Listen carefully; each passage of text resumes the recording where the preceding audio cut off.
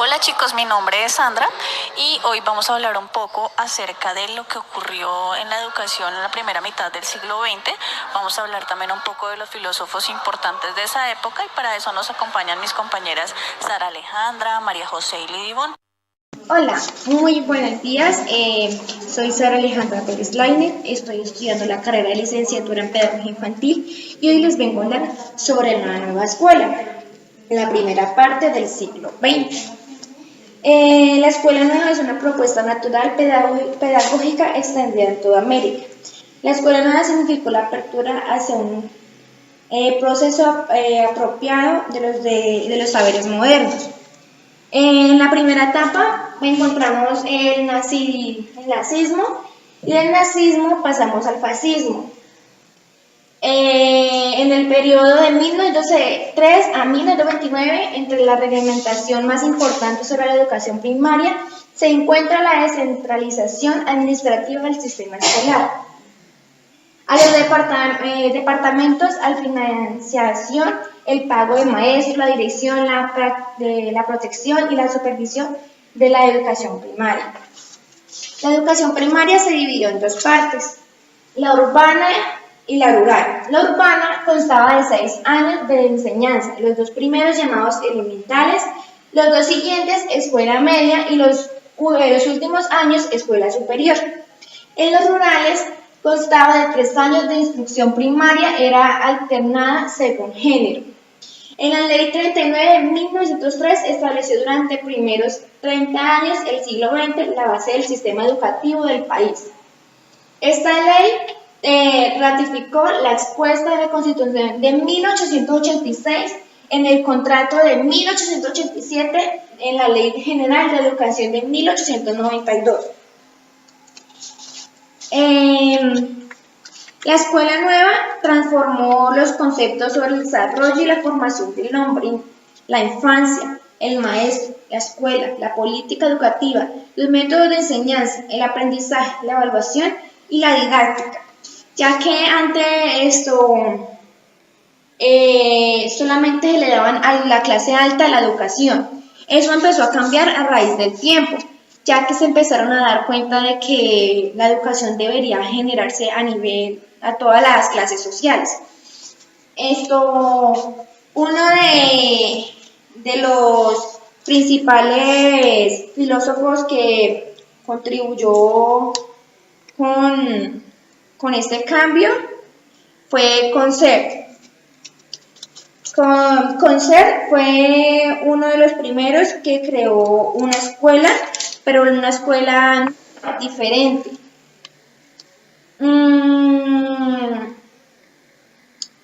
Concert se identificó por los ideales revolucionarios, aunque estaban en contra de sus propios privilegios y consiguió en la escuela diferente, acorde a los nuevos tiempos, una visión humanista y liberal. Él pensaba que la nueva escuela tenía que tener, que nos ayudara, o sea, que la educación tenía que ver con lo que estaba pasando en ese momento en el país, porque no le podían enseñar algo que no tenía que tener en cuenta. Se dice que él era un revolucionario, ya que él fue criado por su tío. Su tío era religioso, él era ateo. Él nunca, él estaba con él, hacía todos los procesos de la escuela religiosa en la que estudió, pero él no se convirtió en religioso. De Corley también fue uno de los filósofos que contribuyó en el nivel educativo. Antes se utilizaba el telescopio, el microscópico, la prensa y el reloj. La educación superior en la primera mitad del siglo, a principios del siglo, el sistema educativo estaba destinado a educar a la oligarquía nacional. Existía solo una universidad pública, que era la Universidad de Chile. La primera la primera en realizar la investigación por Javier Saén Obrerón, Óscar Saldarín y Armando Espina, titulada Mirar la infancia pedagógica, moral y modernidad en Colombia, 1903 a 1942.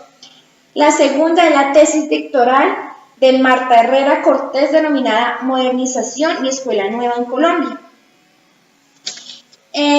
Los autores que miran la infancia, los años que transcurren desde 1903 hasta 1946, representan la edad de oro de la pedagogía en razones de la apropiación selectiva y estratégica de elementos de la escuela activa de los saberes denominados modernos. Los métodos de enseñanza. Este proyecto se inscribe en los análisis históricos sobre la educación y la pedagogía en Colombia, realizados por el Grupo de Investigación Histórico de Práctica Pedagógica en Colombia, GHPP. Gracias a estos avances que han evolucionado, la gran mayoría de la población ya se ha estudiado, no completamente, pero ya menos. Crítico, laico, liberario, que se inicia en el siglo XX. Fundamenta la educación integral de clases sociales y sexos. El gobierno utiliza la educación como un instrumento de denominación. Allí la escuela sujeta al niño física, intelectual y moralmente, para hacerlo un individuo adaptado al mecanismo social.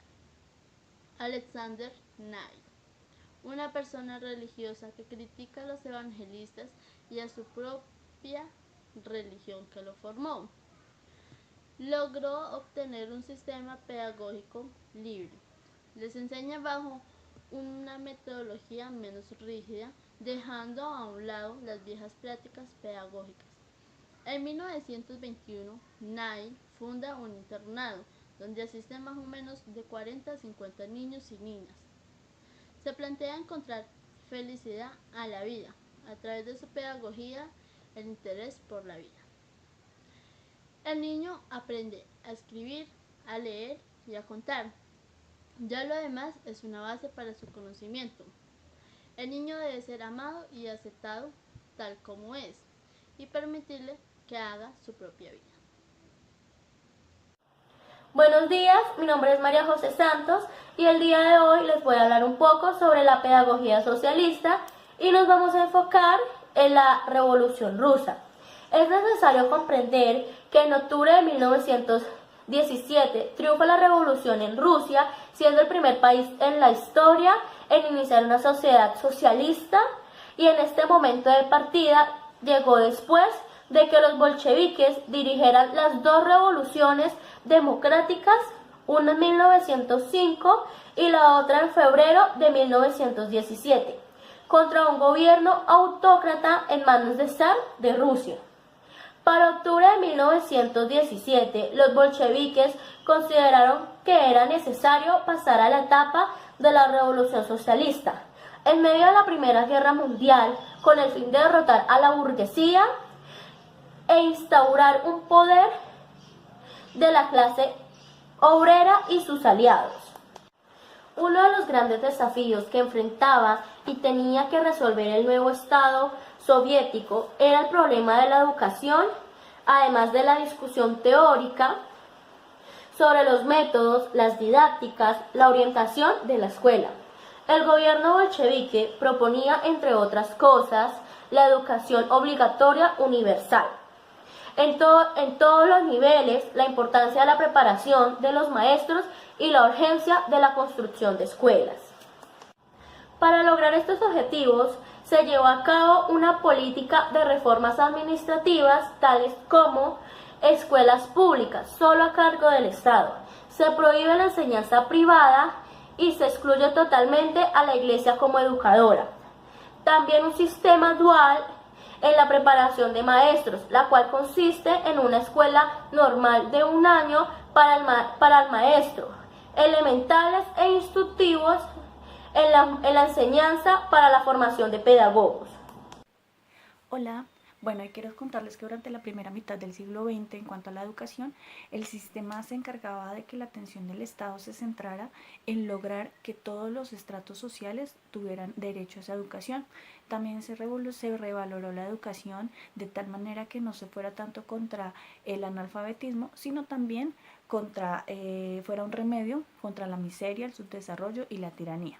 Uno de los grandes pedagogos de esta época fue muy influyente, el señor Anton Maraquén, que nació en 1888.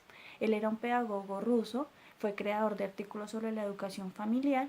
Por medio de su trabajo, él quiso involucrar a niños y jóvenes de comunas para que elaboraran lazos de respeto, autoridad y disciplina que los ayudara a resolver sus problemas. Él tenía un estilo personal y de esta manera organizaba actividades exigentes donde el maestro actuaba como ejemplo y como guía. Se le llamaba a esto una educación colectiva. Él ayudaba entonces en esta educación, él decía que el grande tenía que ayudar al pequeño en sus deberes y también manifestaba que para cumplir el objetivo todos los integrantes de la colectividad debían trabajar por el bien común. El señor Anton Maraquén manifestaba que la actividad escolar debía estar saturada de juegos, que de esta manera el niño podía aprender de una manera sutil y delicada métodos de formación y organización. En esta época también tenemos a un pedagogo importante que era el señor Freiden, nacido en 1896. Él era un pedagogo francés, desarrolló una metodología propia puesto que él fue a la guerra y cuando volvió de la guerra se dedicó a ser maestro en una escuela, pero allí se dio cuenta que había muchas cosas que no encajaban en su manera. La mejor manera era en el aire libre, que los niños aprendieran las cosas por sus propias vivencias y él creó entonces algo que se llama teoría práctica, que quiere decir que vamos a llevar lo que vemos en los libros, lo vamos a llevar a la práctica y de esa manera se aprende un poco más de lo que vemos. Pensaba entonces este pedagogo que el medio para transformar la humanidad era innovar en el aula y crear instrumentos para generalizar esos conceptos y prácticas que ya estaban instaurados. Estos fueron los filósofos más importantes al final del siglo XX, porque hubo muchos más, pero pues de estos son los que les quería comentar hoy en este video. Espero les haya gustado. Mi nombre es Sandra Álvarez, nos veremos en una próxima ocasión.